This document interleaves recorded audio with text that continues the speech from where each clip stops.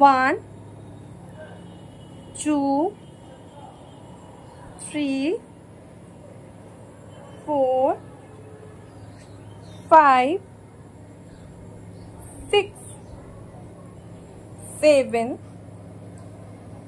8 9 10 এবার এই সাইডে 1 2 3 4 5 6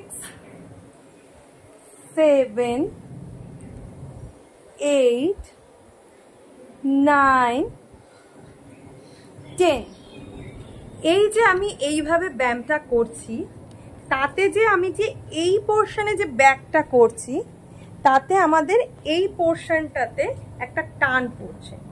এই যে টানটা পড়ছে তাতে আমাদের এই সাইডের যে এক্সট্রা ফ্যাট আছে সেটা লুজ হচ্ছে, প্লাস আন্ডার আর্মসের যে আমাদের এক্সট্রা ফ্যাট আছে সেটা লুজ হচ্ছে।